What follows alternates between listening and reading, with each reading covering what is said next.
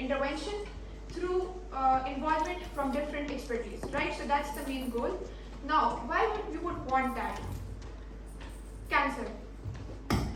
Cancer, it actually ranks second in global deaths, and as far as colorectal cancer is concerned, it is estimated that its rate is going to get double by the year 2035, right? So it is pretty concerning. We need to have such strategies to manage colorectal cancer. Colorectal cancer is basically the cancer which develops in the colon and the rectum area, right? Okay. So these are the highlights of today's presentation. Introduction, I've already introduced you. Incidence of colorectal cancer, what is its symptoms, what are the risk factors, treatment, and screening and diagnostics. Alright. So first of all, let's try to evaluate colorectal cancer pathologically. How colorectal cancer develops, what is its histology, right? So first of all, we need to understand that colorectal cancer develops from adenomas. What are adenomas? Adenomas are benign tumors which develop in your epithelial tissue. So it takes approximately 10 to 20 years for the conversion of adenomas to carcinomas, right? So this is the developmental origin of a colorectal cancer. Now, this is the process of carcinogenesis, how adenomas get transformed into a carcinoma. These are the stages. First of all, we have an adenoma with mild dysplasia. What is dysplasia? Dysplasia is just abnormal cell growth and organization, right? So the very first stage is that it's just going to be mild. It's not that much cancerous. Now, due to some influencing factors, it would get severe a long time, right? And then a stage would reach when adenoma would be in its severe dysplastic stage. And that is the stage where it would get into transform into cancer, right? Okay. Okay, one point I want to mention here, as I've already told you this, the process of carcinogenesis takes 10 to 20 years. Now this is quite beneficial to us in terms of clinical practice. Why? Because if we do early detection or early diagnostics, so that would actually help us in prevention of the adenomas to carcinomas. Like if we detect the cancer at its adenoma stage, it's still benign, so we can actually prevent it. Alright, now let's dive into the histology. What does like an adenoma looks like? So we have conventional adenomas and we have serrated lesions, two broad categories. What are serrated lesions? Serrated lesions are type of lesions which actually have a sawtooth appearance, just like a tip of a knife, right? We have two broad categories, then we further subdivide them. So conventional adenomas can be tubular, can be villous, can be tubulovillous. It actually depends on the severity of the invasion. How much cancer has been invaded? What is the severity of it? It actually depends on that, the histology, right? Similarly, in serrated lesions, we have three further types: hyperplastic polyps, which are multiple polyps, sessile serrated polyps, and traditional serrated polyps. Now, you may have this thinking in your mind that sessile serrated polyps and traditional serrated polyps, they sound or they look alike, but there's a difference between them. The difference is that the traditional serrated polyps, they have a more complex architecture as compared to the sessile serrated polyps, right? So this was the histology of adenomas. Now, these are the key factors. I'm going to be explaining them in detail, but I just want to highlight them at this moment. These are the key factors which actually influence the carcinogenesis. Why adenomas get transformed into carcinoma? These are the factors, right? Environmental factors, human microbiota, non-coding regions, genetic defects, and epigenetic regulation. I'll be discussing them. Alright. First of all, let's talk about the epigenetic modifications. What is epigenesis? Epigenesis, that you're not altering the initial DNA sequence. What you are doing is that you are bringing modifications in the histones and DNA, and that would actually alter the gene expression. Either the gene would get suppressed or it would get activated, right? So, well, it's quite an extensive topic, but I'll just be explaining the most important epigenetic modifications. So, the very first is epigenetic instability and cytosine guanine methylation. Okay. Now, we all know each and every gene in our body has a promoter region. Now, I'll be highlighting two genes: tumor suppressor gene and proto-oncogene. Now, as you all know what a tumor suppressor gene is, it suppresses the tumor. And as the name shows, what proto-oncogene is, it would promote the development of tumor, right? So these are quite opposite. Now let's see that this is the tumor suppressor gene, and this is a proto-oncogene, and we have a promoter regions. Now we should know that the promoter region of this gene contains a lot of cytosine, guanine dinucleotides. Now what happens is that in case of tumor suppressor gene, these would get hypermethylated, while in case of proto-oncogenes, these CG dinucleotides would get hypomethylated. Now you need to remember, whenever there is hypermethylation, the gene would get suppressed, and whenever there is hypomethylation, the gene would get activated. Now since the tumor suppressor gene is going to get hypermethylated, what would happen? It would get inactivated, right? And in case of proto-oncogene, it would get hypomethylated. So what does it mean? Yes, it would activate, like it would get activated, and ultimately it would lead to tumor development, right? I hope you would have understood this concept. Yes. Let's move ahead. Histone post-translation modifications. Now we know what a histone is. Histone, the proteins around which a DNA wraps around, right? What happens is that in the lysine residues of histone, you have modifications, either acetylation, phosphorylation, these kind of things. And the end result is they're going to alter the gene expression. Okay. Now, non-coding RNAs. We have two types of non-coding RNAs, long non-coding RNAs and short non-coding RNAs. And then we have a subtype of short non-coding RNAs, which is microRNA. Now, it has been reported in the studies that microRNAs are associated with aberrant activity of cell division. They're just going to cause like promotion of the cell division and differentiation of abnormal cells. Ultimately, it would lead to tumor development. TP53 mutation. TP53, again, it's a tumor suppressor gene. So mutations in this gene ultimately would lead to carcinoma. One another modification that I actually not inculcated, but I want to mention is because I feel it's quite interesting.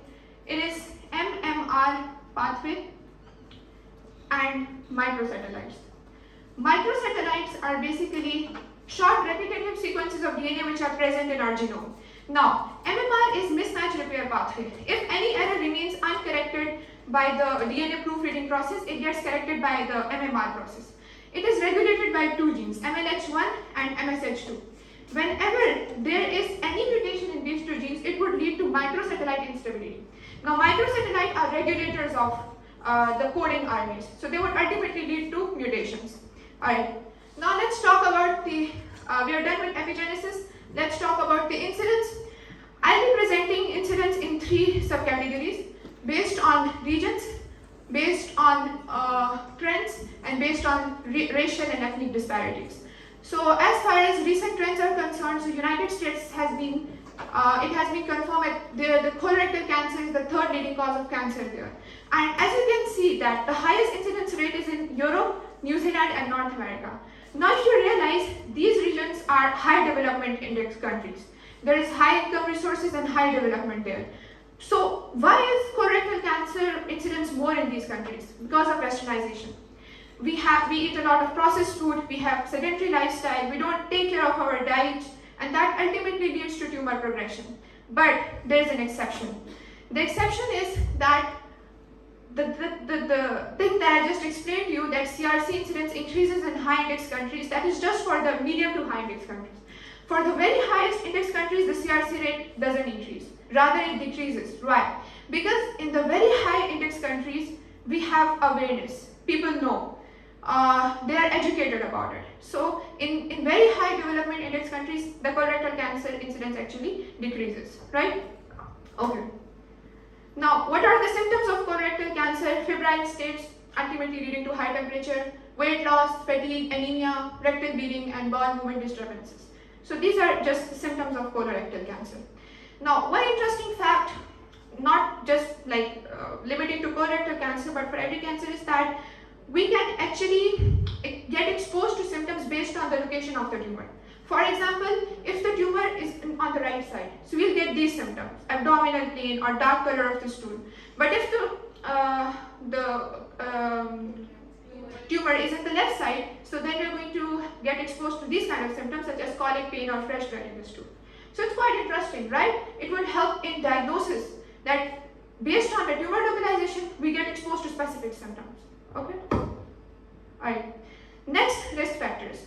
So we divide the risk factors again again into three broad categories: non-modifiable risk factors, which obviously cannot be modified, environmental risk factors, and inherited or genetic risk factors. First of all, let's talk about the non-modifiable risk factors. The very first is age and gender. So it has been reported that colorectal cancer incidence is more in men as compared to women. And as far as age is concerned, it has been reported, as you can see, that 90% cases in individuals aged more than 50 years. The incidence of colorectal cancer is 90% in those individuals which have aged more than 50 years, right? But another interesting fact, the colorectal cancer is also increasing among young population as well. Now, can anybody tell me why is that? Why in young population? Yeah, exactly. Westernization, processed food. We do not have appropriate diet. We do not take care of our diet or fitness, to be specific, right? So that is the reason. Okay, the second is inflammatory bowel disease. We basically have two types of inflammatory bowel diseases: Crohn's disease and ulcerative colitis. Now, both are inflammatory diseases, but the ulcerative colitis is only confined to the colon area, while the Crohn's disease can be, is susceptible to any part of the digestive tract. So they also lead to tumors, colorectal cancer tumors. Adenomatous polyps, very easy. If you have adenomas in your body, obviously you are susceptible to cancer, specifically colorectal cancer. Alright, and one is family history. Family history is the most important one, so I'll be talking about it in the upcoming slides. Alright, environmental risk factors. Now, these are actually very important to understand. Why? Because we can modify them. These are modifiable risk factors, right? Diet. So if you are having, or if you are taking a lot of processed meat or processed food, so it actually contains a lot of reactive metabolites that actually lead to mutations, right? Similarly, vegetables, fruits, and fiber. So if your diet is rich in vegetables, fruit, and fiber, you know what fiber does. Fiber increases the gut motility, increases the oxygen utilization, and reduces the blood pressure. So ultimately, it would not allow the cancerous cells to get accumulated, right? And folic acid. You all know what is the function of folic acid. It is involved in DNA repair and cellular homeostasis. So if you have required amount of folic acid, you can actually get control over colorectal cancer. Cigarette smoke and alcohol consumption, again, they contain carcinogens that would lead to colorectal cancer. Physical inactivity and obesity, I feel like the most important one. If you are physically active, so your metabolism boosts up, and again, it leads to increased gut motility. Again, it would not allow your cancerous cells to get accumulated. Even if you have cancerous cells, they would not get accumulated. So you see how much physical activity is important. Alright. The last risk factor is genetic risk factor. I'll be discussing only two risk factors which are like the most important ones. FAP, which stands for familial adenomatous polyposis, and Lynch syndrome. Now both these are genetic, but they have differences as well as similarities. The similarity is that both have same inheritance pattern, which is autosomal dominant, but the mutation in the gene that causes these in genetic diseases, that is different. In FAP, there is mutation in the APC gene. APC gene is also a tumor suppressive gene. While in case of Lynch syndrome, there is mutation in the MLH1 and MSH2 genes. Now if you guys remember, I just told you what MLH1 and MSH2 genes are, which part of pathway they are. MMR pathway, DNA mismatch repair pathway, right? Okay. One another difference is in FAP you have a multiple polyps, a lot of polyps. But in case of Lynch syndrome, you just have few adenomas. Alright. Okay, let's talk about some incidence rates as well. Lynch syndrome accounts for 2 to 6% of colorectal cancer, while FAP accounts just like less than 1% of colorectal cancer. Alright. Cyclooxygenase 2, another one. But we have a serial for it as well, I'll talk about it. Cyclooxygenase 2, again, it promotes cancer development through various mechanisms that I've mentioned. Angiogenesis. Now, what is angiogenesis? Formation of new blood vessels. If there is angiogenesis, how do you feel the cancer, like how would it affect cancer development? It causes metastasis of cancer, right? Invasiveness. It promotes the invasiveness of cancer in the epithelial lining. Peroxidase activity. Obviously, it would create metabolites that would lead to genetic mutations. Host immune surveillance. It suppresses the immune system. Resistance to apoptosis. Now, whenever there is abnormality in our body, abnormal cells, what has happened? What is the natural process? Apoptosis. But what does cyclooxygenase 2 does? It actually causes resistance to apoptosis. But We have a savior in our body, that is butyrate. The human microbiota that is present in our colon, it actually produces butyrate. And butyrate is involved in the prevention of COX-2 transcription. So here I want to highlight the importance of human microbiota. Bacteria can be good too. Alright. Colorectal cancer treatment. Now, what is the treatment approach? We have three modalities: surgery, radiotherapy, chemotherapy. But what we actually do is that we combine these. We combine these methods. Now, it is actually based on certain factors. What is the location of tumor? What is the severity of the invasiveness or disease? What is the extent of vascularization and what is the extent of metastasis? Now, based on these factors, we are going to actually decide what kind of therapy would be most beneficial. Apart from that, we have a subcategory in chemotherapy which is known as HIPEC, hyperthermic intraperitoneal chemotherapy. As the name suggests, it is for that kind of colorectal cancer which spreads to peritoneum. And if you know, the chances of success of HIPEC would get increased if we have two factors there. If the metastasis has not been gone very distant, and if we do cytoreductive surgery. What is cytoreductive surgery? That we actually remove the primary tumor. Jad se ukhaad do. Okay? Alright. These were the treatment modalities: surgery, radiotherapy, and chemotherapy. Alright. Now, stages of colon cancer. So we actually have 5 stages of colon cancer. The very first stage, stage 0, is when the cancer cells are present only in the innermost lining, not being spread anywhere till this stage. Then we have stage 1. In stage 1, the cancer has spread beyond the innermost lining, but it's still present in the colon area.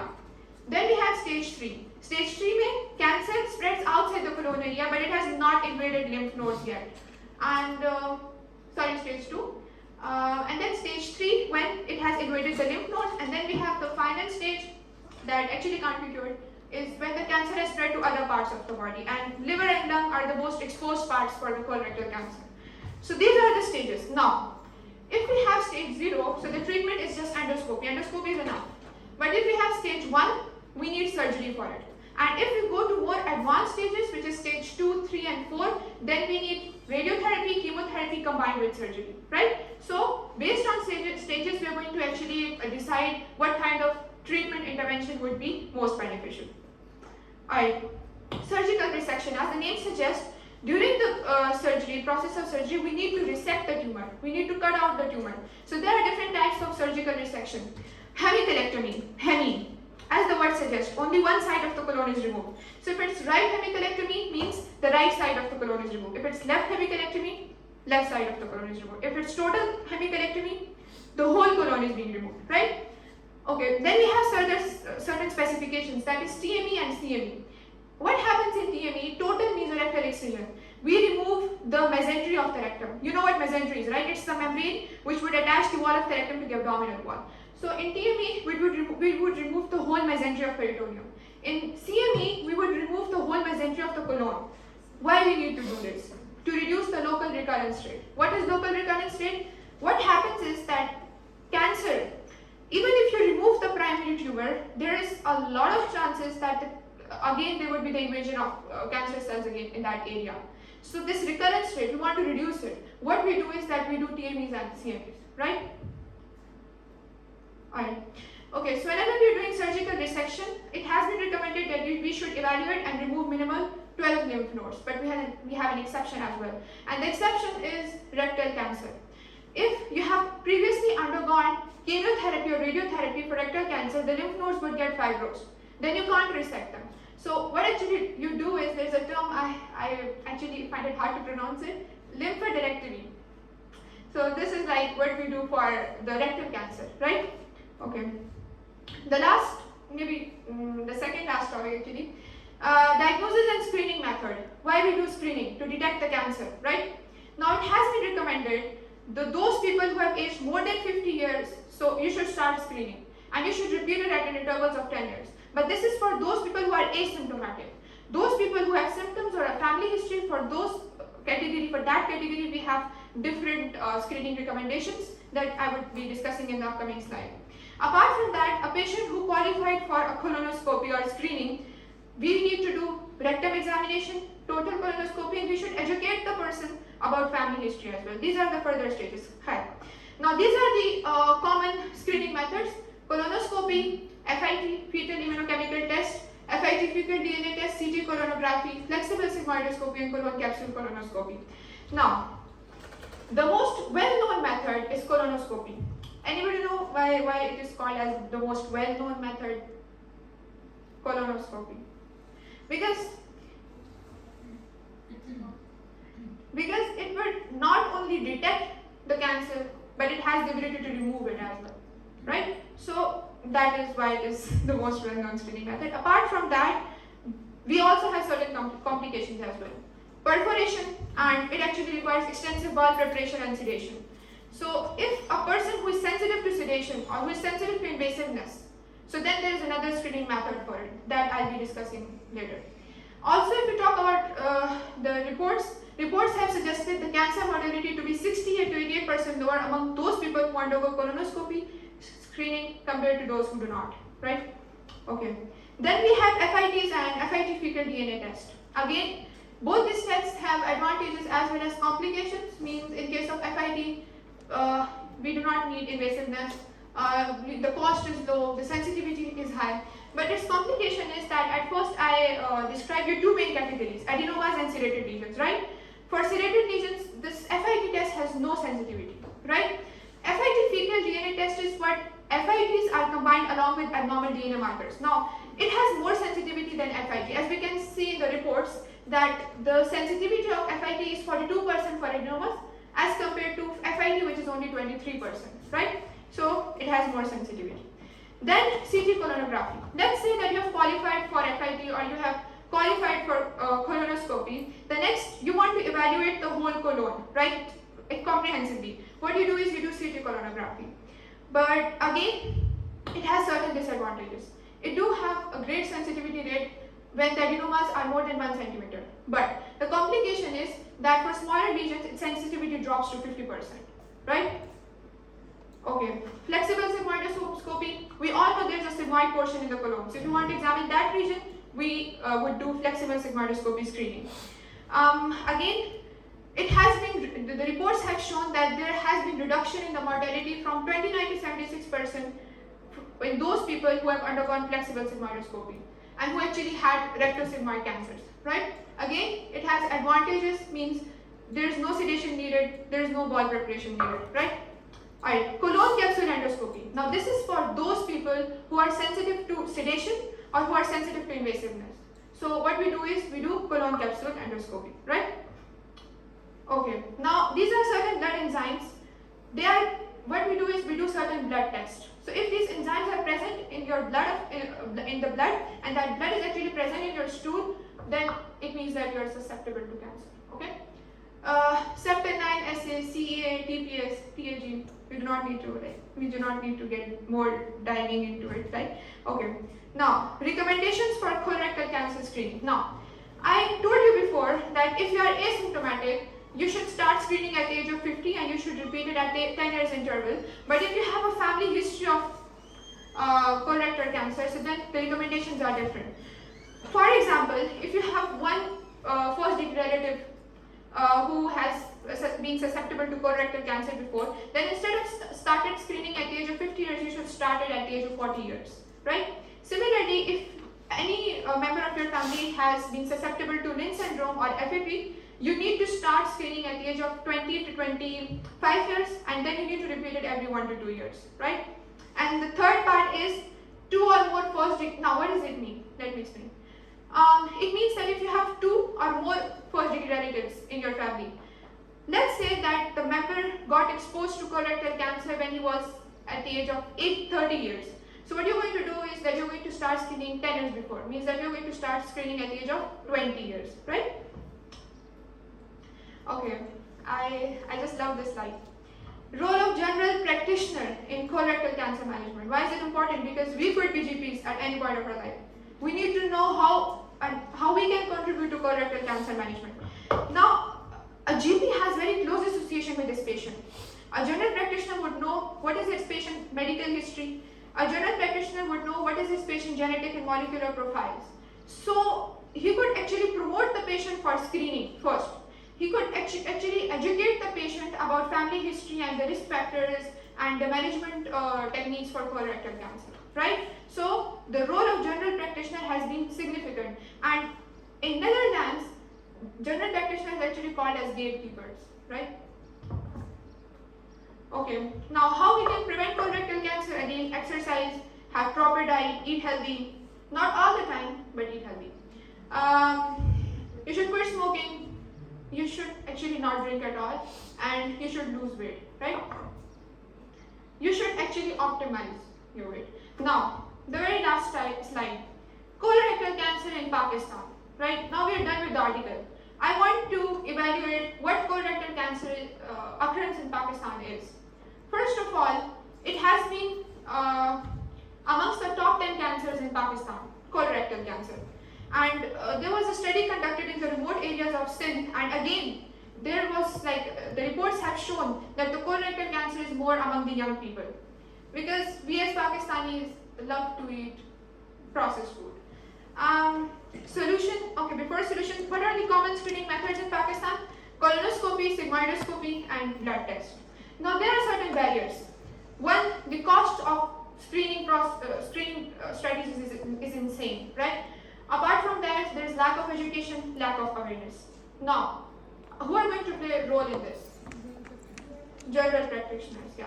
So the solution is that we need to raise awareness, we need to do research, we need to educate the people about screening processes and interventions. Okay. Conclusion. In conclusion, I just want to say one thing. What are the current research? What is the current research focus in the management of colorectal cancer? And that is precision medicine or personalized medicine. Now, what does it mean? Now, what doctors do, or what normally happens is, they apply the one-fits-all approach.